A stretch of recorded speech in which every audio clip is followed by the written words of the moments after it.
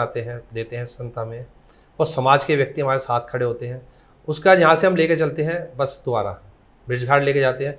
फिर उस जगह जाके वहाँ पे जो पंडित जी होते हैं, 10-11 पंडित जी होते हैं वहाँ पे, तो वो उन अस्थियों को शुद्धिकरण करते हैं वहाँ पे मंत्रों के द्वारा गंगा जी के जल लेके। उसके बाद फिर हम लेके जाते हैं नाव में, अपने संगठन के मेंबरों के द्वारा 3-4 नाव में, फिर उनको गंगा जी में प्रवाहित करते हैं। उसके बाद फिर सब नहाना धोना करने के बाद जी फिर हम हवन पे बैठते हैं। हवन होता है वहाँ पे। हवन के बाद फिर प्रसाद, 11 पंडित जियों को प्रसाद खिलाना 13वीं के जैसे हम करते हैं अपने परिवार के लिए। और उसके बाद फिर वहाँ पे भंडारे का आयोजन कराया जाता है। उन ब्राह्मणों को भी आप दान दक्षिणा क्या देते हैं? जैसे दक्षिणा जैसे वस्त्र हो गए, नगद हो गए पैसे अपने, और जो सामान जैसे यहाँ पे हम देते हैं रीति रिवाज है, कपड़े हो गए, और जो सामान होता है जी, खाट हो गई, और जो भी आइटम है वो दिए जाते हैं। अच्छा, क्या बात है। उसके बाद भंडारा करते हैं। भंडारा, उसके बाद अपने दिल्ली वापसी। वाह वाह वाह वाह, क्योंकि 10 बजे निकल के फिर हम शाम को ही आते हैं, रात के समय। जी। पूरा वही सिस्टम। ये इस तरह के कार्य करते करते आपको बड़ा आनंद महसूस होता है। हम ये भी जानना चाहेंगे कि आप भविष्य में इस क्षेत्र में किस प्रकार से और सुधार चाहते हैं, कि भी अगर इसमें सुधार हो तो और अच्छा ऐसा किया जा सकता है। मेरा मानना तो ये है जी, जैसे हम अंतिम संस्कार करवाते हैं, मैं ये चाहता हूँ कि हमारे यह संगठन से परिवार वाले पैसा ना लें, उनके रिश्तेदार उस सेवा कार्य को करें तो बहुत अच्छा लगेगा मुझे तो। ये सोचने का विषय है हिंदू धर्म के अंदर हमारे, कि भाई संगठन पैसा लगा रहा है अंतिम संस्कार में। जब इंसान हमारे संसार से विदा होता है वो आखिरी टाइम होता है उसका। बिल्कुल। उसके बाद आप उसके लिए भंडारे करो, कुछ करो, कोई फायदा नहीं। अंतिम संस्कार तो अपने पैसे से कीजिए। वाकई। मगर परेशानी वो है कि महंगाई बहुत ज़्यादा है। एक अंतिम संस्कार 10,000 के लोगों का खर्चा आ ही जाता है जी। तो लोग उस महंगाई के चक्कर में हम जैसे संगठन वालों को याद करते हैं। वाह वाह वाह वाह वाह, अच्छा आपने ये सुझाव दिया है कि जो व्यक्ति मृत व्यक्ति है, असहाय व्यक्ति है, तो उसके रिश्तेदार ही उस क्रिया को पूर्ण करें तो उनको उसका लाभ मिलेगा, ताप मिलेगा, प्रभु से उनको शुद्धिकरण या जो भी प्राप्त होते हैं वो मिलेंगे। अगर ये परंपरा वो अपने ही करते हैं तो ऐसी संस्थाएं दशा परिवर्तन ही एक रहे, ज़्यादा ना बने मेरा तो ये, ताकि ये भी एक असामाजिक समाज की एक क्रिया ठीक नहीं है। जैसे कि लोग अपने माता पिता को जो है वृद्धाश्रम में छोड़ आते हैं और वहाँ रख देते हैं, क्योंकि वृद्ध आश्रम की संख्या दिन प्रतिदिन बढ़ती जा रही है। आप भी चाहते हैं कि जैसे वृद्ध आश्रम की संस्थाएं बढ़ती जा रही हैं, ऐसे दशा परिवर्तन जैसी संस्थाएं ना बढ़ें। ये बड़ी दुखद की बात होगी। चलिए हम यहाँ भी आपसे एक प्रश्न करते हैं कि ये जो हमारे वृद्ध आश्रम की संख्या बढ़ती जा रही है, इस पर क्या कहना चाहेंगे समाज के लिए? ये क्यों बढ़ रहे हैं, इन्हें कैसे रोका जाए? इसके लिए ऐसा है जी, हम सब जने पैसे की तरफ भाग रहे हैं जी। अपने बच्चों को हम अच्छी सभ्यता नहीं देते। अगर हम उन बच्चों को बिठा के अपने धर्म के बारे में बताएं तो ये नौबत नहीं आएगी। और किसी में देखिए आप, भाई हिंदू धर्म में ज़्यादातर सबसे ज़्यादा आश्रम खुल रहे हैं जी। तो बहुत सोचने का विषय है इसकी तरफ कि मतलब भाई आप ये मानते हैं कि जो हम बच्चों को संस्कार दे रहे हैं उनमें कमी है? उनमें कमी है क्योंकि बच्चों को, क्योंकि हम अपने ग्रंथ नहीं बताते उनको कि हमारे ग्रंथों में क्या लिखा हुआ है। जी। हम स्टार्टिंग से ही उनको मोबाइल दे देते हैं हाथ में जी। मोबाइल के अंदर ही बच्चे लगे रहते हैं, या स्कूल की तरफ जाते हैं। स्कूल में वो सभ्यता है नहीं जी कि हमारे हिंदू धर्म के बारे में बताया जाए। या कॉलेजों में जाते हैं तो वो अंग्रेजी में चले जाते हैं। उन्हें हिंदू धर्म या सनातन धर्म में कोई ज्ञान नहीं होता। वो फिर अपने एकलपन में और परिवार को छोड़ते हुए, रिश्तेदारों को छोड़ते हुए, माता पिता को छोड़ते हुए फिर वो आगे बढ़ जाते हैं। लेकिन उन्हें ये भी तो समझाना चाहिए कि बच्चों आप भी तो माता पिता बनेंगे। अब मैं आपको कौन समझाए? अब मैं एक व्याख्या बताता हूँ जी आपको। जी। एक माता जी गुजरी जी 90 साल की जी। उसके 9 बच्चे थे जी, 5 बेटे 4 बेटियां। ऐसे परिवार को कहा जाएगा संपन्न परिवार। बिल्कुल। माता जी के प्राण निकले जी अपनी बेटी के यहाँ। 5 बेटों में कोई बेटा नहीं आया जी, मतलब अंतिम संस्कार में शामिल नहीं हुए, कोई भी नहीं आया जी। ओहो। उनकी माता जी की जो नाती था, बेटी का बेटा, उसने अग्नि दी और हमारे संगठन ने अंतिम संस्कार करा। अब बताइए हमारा संगठन, हमारा समाज कहाँ जा रहा है, किस दिशा में जा रहा है? ये सोचने का विषय है बहुत। इस विषय में आप क्या कहना चाहेंगे हमारे दर्शकों को कि उनके साथ भी ऐसा ना हो, ऐसे क्या काम करें, क्या ना करें? मैं तो ये कहता हूँ जी कि हम अपने बच्चों को समझाएं कि बच्चों पहले परिवार है, परिवार की तरफ देखिए आप। परिवार के अलग बाहर भागोगे तो परेशान रहोगे। परिवार की सभ्यता लीजिए आप। बाहर जो भी है वो सब बेकार चीज़ें मिलती हैं मोबाइल के थ्रू हमें। तो हमारे ये है कि बच्चों को हिंदू धर्म के बारे में बताया जाए, अपने ग्रंथ बताए जाए कि ग्रंथों में ये चीज़ लिखी हुई है। बस यही मुझे कहना। क्या आप सरकार से कुछ नहीं कहना चाहेंगे कि माँ बाप के साथ साथ में उनकी जो बेसिक शिक्षा होती है, उन बेसिक शिक्षा में भी हमारे जो पौराणिक आध्यात्मिक धार्मिक ग्रंथ हैं उन्हें उसमें जोड़ा जाए, ताकि बच्चे घर से ना सीख पाएँ तो हमारी किताबों से सीख सकें?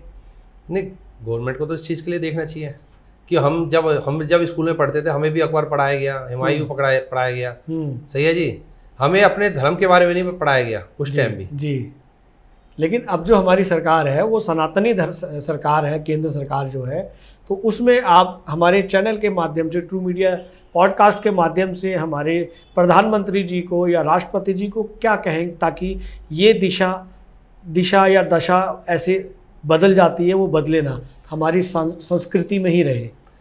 मैं तो इंडिया गवर्नमेंट से ये कहना चाहता हूँ कि जो हमारे किताबें हैं, कोर्स है हमारे बच्चों का, उसमें हिंदू सभ्यता के बारे में बताया जाए जी। जो मुगलों का लिखा हुआ है उसको हटाया जाए। ये है हमारी तो रिक्वेस्ट गवर्नमेंट से। वाह वाह, बहुत अच्छे। हम आगे बढ़ते हैं। एक और प्रश्न यकायक मेरे दिमाग में आ रहा है सक्सेना जी कि जैसा आपने एक आध्यात्मिक के बारे में कहा कि सरकार से उसमें जोड़ा जाए, लेकिन एक ये भी देखा जाए कि हमारे जो हिंदी भाषी हैं या हिंदुस्तान है या सनातन में जो पति पत्नी के संबंध विच्छेद होते हैं, जिसे उर्दू में तलाक कहते हैं, वो हिंदी के शब्द में डिक्शनरी में है ही नहीं। उसके बावजूद भी वर्तमान में तलाक होने की जो घटनाएं दिन प्रतिदिन बढ़ती जा रही हैं, इस विषय में क्या कहेंगे? इसमें तो ये परिवार अपने बच्चों को अपने साथ नहीं बिठाता। मेन दिक्कत तो ये है। हम अपने बच्चों को, बहन बेटी को वो सभ्यता नहीं सिखा रहे कि परिवार एक है। पर आजकल शादी के बाद सब माँ बाप सोचते हैं कि हम अपने बच्चों को अलग कर दें, छोटा परिवार देखते हैं। क्या माँ बाप सोचते हैं? माँ बाप भी बेटी के माँ बाप सोचते हैं या बेटे के माँ बाप सोचते हैं? बेटे वाला तो ये सोचता है कि हमारे घर में कोई अच्छी बहू आए, संस्कारी बहू आए, मगर अपने बच्चों को वो सभ्यता नहीं दी जाती।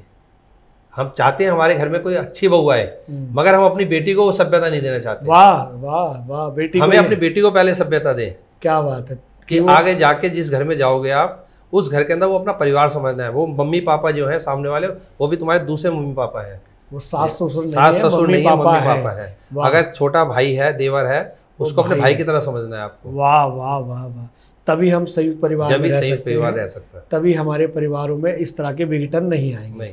वाह, बहुत अच्छी बात है। हम आगे बढ़ते हैं सक्सेना जी। जैसा कि अपनी संस्था है, जिस संस्था से आप इतने अच्छे अच्छे कार्य करते हैं, आप समय समय पर पौधारोपण करते हैं और पौधे वितरण भी करते हैं, इस विषय में भी हमारे दर्शकों को बताएं। ऐसा है जी, कोविड के समय हमारे जैसे संगठन थे, उन्होंने देखा है कि पौधे ना होने के कारण ही कोविड का स्वरूप बहुत बड़ा हो गया था। तो मैं चाहता हूँ अपने माँ बाप के नाम से एक एक पौधा तो जरूर लगाइए। वाह। जैसे नवरात्रों पे हम पौधे बांटने का कार्य हमारा संगठन करता है। कोविड के समय हमने देखा है शमशान घाटों में लाइन लगी हुई थी जी। मेरे पास फ़ोन आते थे सुबह के समय कि जी पैसों के लिए नहीं कहते, वो कहते जी हमें जगह की व्यवस्था करवा दीजिए, अंतिम संस्कार करवा दीजिए। अब पंडित जी से मैं रिक्वेस्ट करके उनसे कहता था कि जी इनकी अंतिम संस्कार करवा दो। जी जी जी। तो पौधा जरूरी है हमारे जीवन के लिए। वाकई बहुत अच्छी बात है। वाकई ही आप पर्यावरणविद हैं जो इस विषय में बहुत अच्छे से सोचते हैं और आपकी विचारधारा नेक है। जैसा कि आपकी संस्था चला रहे हैं, नेक कार्य कर रहे हैं, अगर कोई आपकी संस्था से जुड़ना चाहे या शामिल होना चाहे तो कैसे शामिल? अभी 2 साल से हमने मेंबरशिप खोली है जी। पहले हमने बंद कर रखी थी। तो कोई जुड़ना चाहता तो स्टार्टिंग में हम पहले साल हम 5,000 रुपये लेते हैं जी। उसके हर साल 1,000 रुपये सालाना लिया जाता है और उस पैसे को खाली हम 2 जगह ही लगाते हैं, एक अंतिम संस्कार में जी और एक अस्थि विसर्जन में, और हम किसी कार्य में उस पैसे को नहीं लगाते हैं। वाह वाह वाह वाह, ये भी आपका बहुत ही अतुलनीय कार्य है जो आप इतने लगातार आप करते हैं, और अच्छा लगता है इन सब चीज़ों को देखते हुए, क्योंकि हम मीडिया वाले और मीडिया कर्मी सब तरफ नज़र रखते हैं। बहुत अच्छा कार्य कर रहे हैं। और एक जानकारी और लेना चाहेंगे कि लावारिस अंत्येष्टियों की देखभाल और विसर्जन के लिए संस्था के नज़रिए को और दृष्टिकोण को भी जानना चाहेंगे कि कैसे कैसे अंत्येष्टियाँ आए या लावारिस हों, उनको कैसे आप उसको संतुष्ट करते हैं कि लावारिस हैं, इनका विसर्जन होना चाहिए। ऐसा है जी, जो लावारिस होती हैं उनको तो दिल्ली गवर्नमेंट, दिल्ली पुलिस, उनका अंतिम संस्कार वही करवाते हैं जी और वो इलेक्ट्रिक से होता है। जी। इलेक्ट्रिक के अंदर थोड़ी सी जगह के अंदर ही राख बनती है, उसको गवर्नमेंट ही अपने आप करवाती है जी। हम तो जो ऐसा परिवार हैं जो अपने माता पिता या अपने माता पिता की अंतिम संस्कार को तो करवाते हैं, मगर अस्थियाँ लेके नहीं जाते हैं ब्रिज घाट। जी जी। तो हम उन अस्थियों को लेके जाते हैं। तो क्या वो बाद में आके उन्हें ढूंढते होंगे, तो फिर कैसे पता लगता है कि उनके परिवारजनों की अंत्येष्टियों का? तो ऐसा जी, जो शमशान घाट के पंडित जी हैं उनके पास लिस्ट होती है। हर शमशान घाट पे 2 महीने 3 महीने तक का टाइम होता है कि आप अपने परिवार के मृतक की अस्थियाँ लेके जाइए। जब लेके नहीं जाते हैं तो वो हमारे यह संगठन को बताते हैं और हम उन अस्थियों को लेके जाते हैं। वाह वाह वाह। हम जानना चाहेंगे सक्सेना जी कि ये सब करते करते हुए आपको कई वर्ष हो गए और सैकड़ों लावारिस अस्थियों का आपने विसर्जन भी किया है। आपके भीतर की जो खुशी है, जो आत्मसंतुष्टि है आपकी, आपके परिवार की और संगठन के लोगों की, वो कैसे फील होती है? ये करके जब आते हैं तो आपको कैसा लगता है? क्या सुख महसूस होता है? क्या शुद्धिकरण महसूस होता है?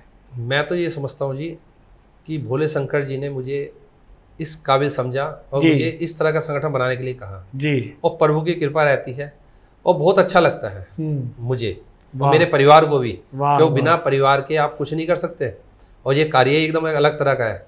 अगर परिवार का सहयोग हो ना, आप शमशान घाट नहीं जा सकते। लोग भागते हैं शमशान घाट के नाम से जी जी। परिवार का सहयोग होगा तो आप कर सकते हो। मेरे मम्मी पापा अब तो रहे नहीं संसार में, तो जब थे तो उनका बहुत ज़्यादा सहयोग मिला। मेरे परिवार का, बच्चों का बहुत ज़्यादा सहयोग मिला है जी मुझे इस कार्य के लिए। समाज में देखा गया है कि लोग अपने माता पिता के अस्थियों का तर्पण नहीं करते, लेकिन आप पूरे समाज का करते हैं, आसपास के लोगों का करते हैं, जिसकी संख्या दिन प्रतिदिन बढ़ती जा रही है। ये सब बातें, ये सब जानकारी, ये सारे अनुभव हमारे ट्रू मीडिया के माध्यम से और ट्रू मीडिया के दर्शकों के लिए क्या संदेश देना चाहेंगे? संदेश तो यही है जी मेरा, मैंने आपको पहले भी कहा है जी कि बड़ी मुश्किल से इंसान का जन्म मिलता है जी। वाह। और समय निकाल के समाज के लिए समय दीजिए और किसी ना किसी कार्य में लगे रहिए। पैसा जरूरी नहीं है, मगर समाज में समय देना और अच्छे कार्यों में लगना बहुत ज़रूरी है। और सबसे ज़्यादा ट्रू मीडिया का मैं आभारी हूँ कि उन्होंने मुझे यहाँ पे बुलाया और हमारे संगठन को सबसे ज़्यादा सहयोग जो मिला मीडिया का ही मिला है। क्योंकि गवर्नमेंट से भी चाहिए कुछ, समाज से भी हम पैसा नहीं लेते, अपने मेंबरों से ही लगे रहते हैं, मीडिया के थ्रू ही हम लगे रहते हैं हमेशा। बहुत अच्छा लगा विजय सक्सेना जी, आपने अपना बेशकीमती समय हमें ट्रू मीडिया के पॉडकास्ट के लिए बहुत धन्यवाद, बहुत शुक्रिया। सब मित्रों का शुक्रिया। ये वीडियो YouTube पर देख रहे हैं तो हमारे चैनल को सब्सक्राइब करें और बेल आइकन को दबाना ना भूलें। अगर आप Facebook पर ये वीडियो देख रहे हैं तो हमारे पेज को लाइक करें।